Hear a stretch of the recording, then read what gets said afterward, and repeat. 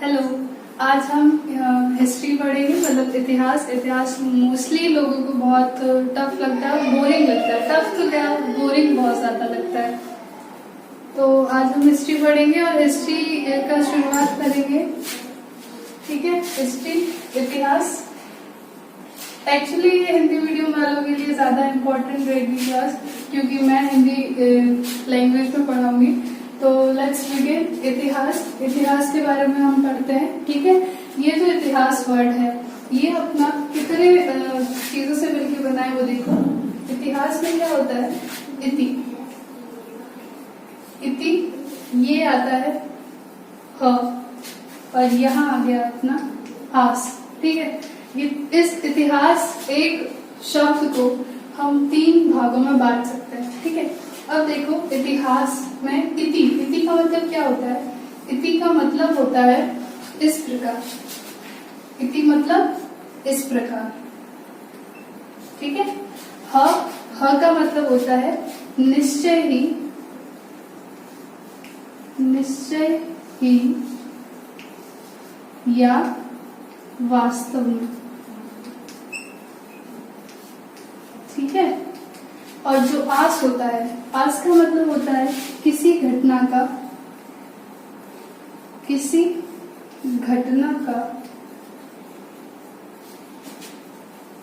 घटित होना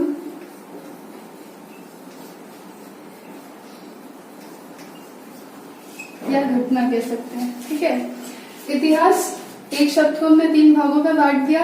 इति का मतलब इस प्रकार, ह का मतलब निश्चय ही या वास्तव में, और आस का मतलब होता है किसी घटना का घटना या घटित होना। तो इतिहास में हम किन घटनाओं को रखें और किन घटनाओं को नहीं रखें, ये सबसे बड़ा एक क्वेश्चन बन जाता है। ठीक है, अब जैसे हम देखते हैं कि अगर मान लो हमारी सड़क पे कोई चल रहा है और चलते चलते किसी का एक्सीडेंट हो गया, तो क्या वो इतिहास में लिखा जाएगा? नहीं, वो इतिहास में नहीं लिखा जाएगा।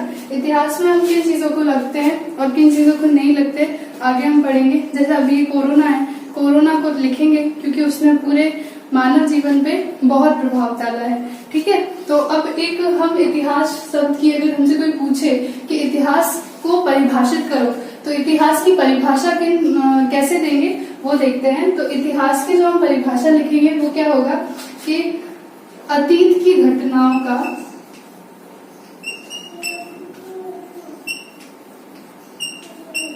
अतीत की घटनाओं का वर्तमान की घटनाओं के साथ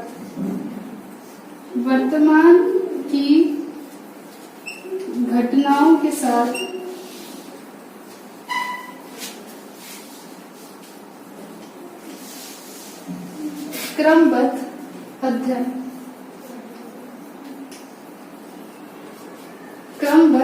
अध्ययन जिसके साक्ष्य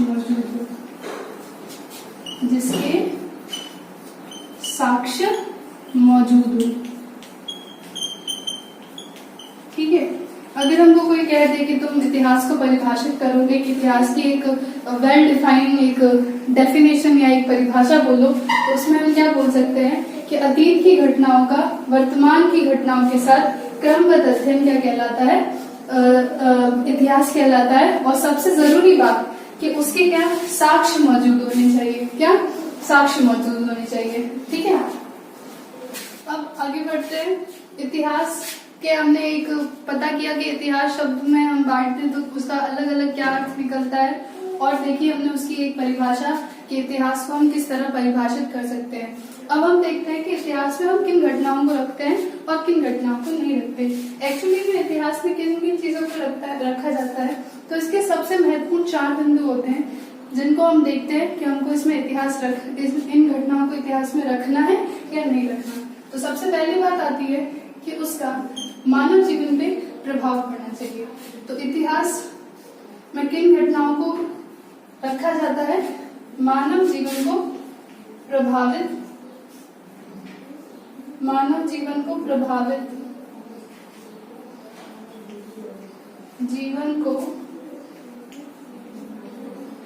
प्रभावित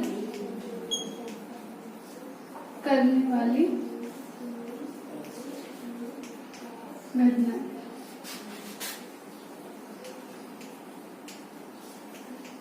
ठीक है, सबसे पहले देखो जो घटनाएं मानव जीवन को प्रभावित करेंगी वो इतिहास में लिखी जाएंगी।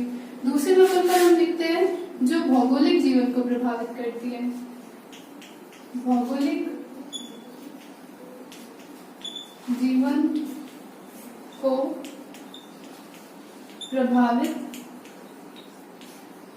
करने वाले। ठीक है, भौगोलिक जीवन को भी प्रभावित करनी चाहिए। तीसरा, जिसके साक्ष्य मौजूद हो। क्या मौजूद हो? साक्ष्य मौजूद हो। तो हम इतिहास में उन चीजों को लिखते हैं जिनके साक्ष्य मौजूद हो। और चौथा और सबसे महत्वपूर्ण के इतिहास में क्या होनी चाहिए? क्रमबद्धता। क्रमबद्धता होनी चाहिए। ठीक है, क्रमबद्ध हो। ठीक है, क्रमबद्धता होनी चाहिए। ओके, तो हमने देखा कि इतिहास में हम किन चीजों को रखते हैं, किन घटनाओं को रखते हैं। पहला, मानव जीवन को प्रभावित करने वाली घटनाएं होनी चाहिए। दूसरा, या भौगोलिक जीवन, मानव जीवन या भौगोलिक जीवन को प्रभावित करती हो, जिसके एक साक्ष्य हो। एक जैसे हम किसी को, अगर जैसे कानून में किसी इंसान को मतलब सजा घोषित करनी होती है तो वकील को उसके लिए पहले उसके बहुत सारे सबूत देने पड़ते हैं। उसी तरह इतिहास में किस चीज को रखना है और किस चीज को नहीं, उसके लिए हम लोगों को भी क्या साक्ष्य इकट्ठे करने होते हैं। ठीक है, और अब चौथा हो कि क्रमबद्ध होना चाहिए, कि एक लयता होनी चाहिए, क्रमबद्धता होनी चाहिए, एक पता होना चाहिए कि किस घटना के बाद कौन सी घटना हुई, क्या हुआ। ठीक है, तो अब आगे बढ़ते हैं कि हमने देखा कि इतिहास में हम किन किन चीजों को पढ़ा रखते हैं, मतलब जो मानव जीवन को प्रभावित करती हो, या भौगोलिक जीवन को प्रभावित करती हो, या जिसके साक्ष्य मौजूद हो, या उनके पास क्या हो, उनमें क्रमबद्धता हो। ठीक है, अब हम देखते हैं कि जो साक्ष्य है, साक्ष्य से हमारा क्या तात्पर्य होता है। ठीक है, साक्ष्य क्या होते हैं? किसी भी चीज के होने या न होने के सबूत जो होते हैं वो साक्ष्य कहलाते हैं। ठीक है, साक्ष्य में ठीक है, साक्ष्य जो है वो तीन प्रकार के, तीन तरह के साक्ष्य हो सकते हैं। ठीक है, एक होता है हमारा पुरातात्विक साक्ष्य। पुरातात्विक साक्ष्य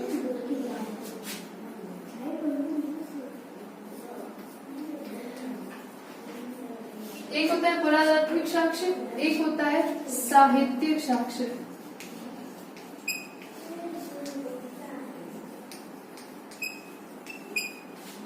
और एक होता है अपना विदेशी विवरण।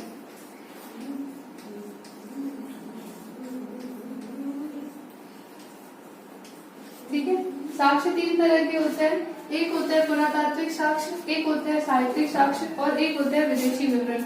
पुरातात्विक साक्ष्यों में कौन कौन से आते हैं? पुरातात्विक साक्ष्यों में जैसे हमें कोई पत्थर मिल गया, कोई हमारा को मूर्ति मिल गई दबी हुई कहीं, कोई सिक्के हो गए, या फिर हमारे पास हम कह देते हैं कि जैसे कोई सोना चांदी के आभूषण हो गए जो जमीन में गड़े हुए थे। हमने साक्ष्य देखिए, अभी साक्ष्य तीन प्रकार के होते हैं, पुरातात्विक साक्ष्य, साहित्यिक साक्ष्य और विदेशी विवरण। ठीक है, पुरातात्विक साक्ष्यों में क्या क्या आता है? अभिलेख, भित्ति चित्र, सिक्के और मोहरे, स्तंभ, दुर्ग और मृतभाग यानी मिट्टी के बर्तन। अभिलेख क्या होते हैं? जो किसी कठोर सतह पर लिखे गए लेख जो होते हैं वो अभिलेख होते हैं। ठीक है, भित्ति चित्र, दीवार पे जो लिखवाते हैं वो भित्ति चित्र हो जाते हैं। जो पुराने जमाने में जो राजा महाराजाओं ने दीवारों पे जो लेख लिखा है वो भित्ति चित्र में आते हैं। सिक्के और मोहरे हमको कहाँ मिली है? हमने खुदाई की कहीं से हमें गड़े हुए पुराने, जो बहुत पुराने टाइम के जो सिक्के और मोहरे मिले हैं वो हमारे लिए इसमें आते हैं। स्तंभ और दुर्ग, जितने भी हम दुर्ग देखते हैं वो सारे पुरातात्विक साक्ष्यों के अंदर आते हैं। और मृतभाग यानी मिट्टी के बर्तन जो हमको खुदाई से मिले वो सारे पुरातात्विक साक्ष्यों में आते हैं। मतलब जो भी हम खोद के या किसी भी तरह से अपन कोई साक्ष्य निकालते हैं वो किसमें आते हैं? पुरातात्विक साक्ष्य में। ठीक है, अब देखो साहित्यिक साक्ष्य क्या होते हैं? साहित्यिक साक्ष्य होते हैं जैसे हमारे को, जैसे साहित्य जो लिखे हुए होते हैं उनको हम कहते हैं साहित्यिक साक्ष्य। तो ये दो तरह से होते हैं, एक धार्मिक और एक होता है धर्मेतर। ठीक है, धार्मिक मतलब क्या होता है? धार्मिक में हमारे जितने भी धार्मिक ग्रंथ हैं वो सारे आते हैं। हम इसमें महाभारत रामायण को इसमें इंक्लूड कर सकते हैं, ठीक है। तो जो धर्म पे लिखे हुए जो ग्रंथ होते हैं वो धार्मिक ग्रंथ आते हैं, ठीक है। और जो धर्मेतर होता है, धर्मेतर का मतलब होता है धर्म से अलग लिखे गए ग्रंथ। धर्म से अलग लिखे गए ग्रंथ का जैसे हम उदाहरण लेते हैं कि कालिदास एक कवि रहे, उन्होंने बहुत सारे ग्रंथ लिखे हैं जिनकी 7 रचनाएं हम पढ़ते हैं। तो वो जितने हैं, ठीक है, अभिज्ञान, शकुंतलम और जो भी है, ये सब इसमें आते हैं कालिदास के ग्रंथों में। और जो हम किसके अंदर पढ़ते हैं, धर्मेतर के अंदर, ठीक है। और जो कौटिल्य है यानी जो चाणक्य है, उन्होंने जितने ग्रंथ लिखे हैं वो सब हम धर्मेतर में पढ़ेंगे। कौटिल्य का एक सबसे जो प्रसिद्ध है वो क्या है, अर्थशास्त्र, ठीक है। उन्होंने एक ग्रंथ लिखा है अर्थशास्त्र, तो वो कौटिल्य का ग्रंथ है, ठीक है। अब आता है विदेशी विवरण। विदेशी विवरण भारत में जो बाहर से लोग आए, जो बाहर से साहित्यकार घूमने आए भारत में, उन्होंने भारत में देखा कि यहाँ का रहन सहन, यहाँ के लोग किस तरह से व्यवहार करते हैं, तो उन्होंने अपना जो आने का और वो जो जाने का, वापस जाने का जो पूरा अनुभव था वो किताबों में लिखा। जैसे चंद्रगुप्त मौर्य के टाइम पे मैगस्थनीज आए थे जिन्होंने इंडिका एक ग्रंथ लिखा था, ठीक है। तो ये क्या है, ये विदेशी विवरण में आते हैं। ऐसे ही फाहियान आए थे जो जिन्होंने फोको की ग्रंथ लिखा था, ठीक है। तो ये सब आते हैं किसमें, साक्ष्यों में। तो हमने देखा कि इतिहास हम 4 तरह से देख सकते हैं कि इतिहास में किस घटना को रखना है, किस घटना को नहीं रखना। तो इतिहास के अंदर क्या होता है कि सबसे पहला वो मानव जीवन को प्रभावित करनी चाहिए, दूसरा वो भौगोलिक जीवन को प्रभावित करनी चाहिए, तीसरा उसके साक्ष्य मौजूद होने चाहिए, और चौथा उसमें क्या होनी चाहिए, क्रमबद्धता होनी चाहिए, ठीक है। हमने साक्ष्यों के प्रकार पढ़ लिए, हमने इतिहास की परिभाषा पढ़ ली। अब हम देखते हैं कि इतिहास को हमने कितने भागों में बांटा है, मतलब समयानुकूल हमने कितने भागों में बांटा है। मतलब हमारे पास जो ज्ञात इतिहास है उससे पहले का जो इतिहास था वो था, ठीक है। उसके बाद हमने सारे देखे कि जो सिंधु घाटी सभ्यता है, वैदिक काल है, उन सबको एक जगह रखा। उसके बाद मतलब हमने गुप्त काल तक एक जगह रखा। उसके बाद फिर गुप्त काल के बाद जो मुगल आए, मुगलों को, और उसके बाद फिर जो ईस्ट इंडिया कंपनी आई। तो भारत का इतिहास काफी लंबा है, तो उसको हमने 3 भागों में बांट रखा है, ठीक है। तो अब देखते हैं हम उसके प्रकार।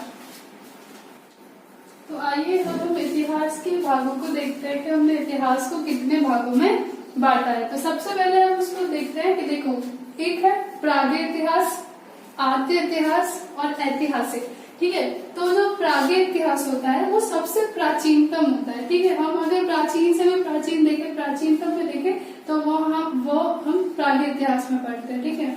आद्य इतिहास जिसे हम प्राचीन इतिहास कहते हैं, और ऐतिहासिक मतलब आधुनिक या वर्तमान का इतिहास, ठीक है। अब हमने इनका वर्गीकरण कैसे किया है, तो ये हमने जो साक्ष्य हमको मिले हैं, जिनको लिखा या पढ़ा गया है या जो नहीं लिखे पढ़ पाए हैं, उसके हिसाब से हमने इसको 3 भागों में बांटा है, ठीक है। तो ये जो हम पढ़ते हैं प्रागैतिहासिक, ठीक है, प्रागैतिहासिक काल, या फिर हम इसको कह सकते हैं प्राचीनतम जो काल है, वो क्या है कि जो ज्ञात इतिहास है उससे पूर्व का इतिहास, मतलब हम जो हमारे पास जो इतिहास है जो क्रमबद्ध है, उससे पूर्व का जो इतिहास है जिसके बारे में हमें ज्यादा जानकारी नहीं है, बस कहीं कहीं से जो पुरातात्विक साक्ष्य हमने खोद के निकाले हैं उनसे हमने एक अनुमान लगाया है कि हाँ, हमारे पास प्राचीन काल से भी एक काल पहले था जहाँ पे कोई सभ्यता, कोई संस्कृति थी, ठीक है। तो उसको हम क्या कहते हैं, प्राचीनतम कहते हैं, ज्ञात इतिहास से पूर्व का इतिहास, ठीक है। तो इसमें जो है जिसके लिखित साक्ष्य मौजूद नहीं है, उस संस्कृति के हमको कोई लिखित साक्ष्य नहीं मौजूद, ठीक है, उस संस्कृति के कोई लिखित साक्ष्य नहीं मिले हैं हमको, और हमने उसका पता किससे लगाया है, जो हमें पुरातात्विक साक्ष्य मिले हैं खुदाई में, उनसे हमको पता लगा है कि एक प्राचीन से भी प्राचीनतम इतिहास रहा है, जिसको हमने क्या कहा, प्रागैतिक इतिहास कहा, ठीक है। तो इसके 3 बिंदु थे, ज्ञात इतिहास से पूर्व का इतिहास जिसके लिखित साक्ष्य मौजूद नहीं है, और हमें इसका पता किससे लिखता है, पुरातात्विक साक्ष्य इसका पता लगाया गया है, ठीक है। अब आता है आद्य इतिहास। आद्य इतिहास में क्या होता है, जिसके हमको लिखित साक्ष्य तो मिले हैं लेकिन हम उन्हें क्या पढ़ नहीं पाए, ठीक है।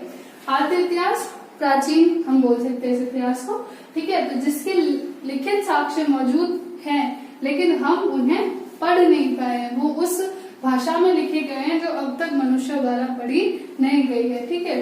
तो अब इसके जो उदाहरण उदाहरण है वो सिंधु घाटी सभ्यता और वैदिक सभ्यता। मतलब उस टाइम के जो लिखे गए साक्ष्य हैं उनको हम अभी पढ़ नहीं पाए। हमारे जो वैज्ञानिक हैं, जो इतिहासकार हैं, वो सब लगातार खोज में लगे हुए, बट वो पढ़ नहीं पा रहे हैं। ठीक है, तो ये उसमें आता है आद्य इतिहास में। ठीक है, और ऐतिहासिक, ऐतिहासिक में क्या होता है, ये हमारा आधुनिक या वर्तमान का इतिहास कह सकते हैं हम, जिसको पढ़ भी चुके हैं और मतलब जिसके लिखित साक्ष्य तो मौजूद हैं ही, लेकिन उन लिखित साक्ष्यों को हमने पढ़ भी लिया है, जिसे हम पढ़ चुके हैं।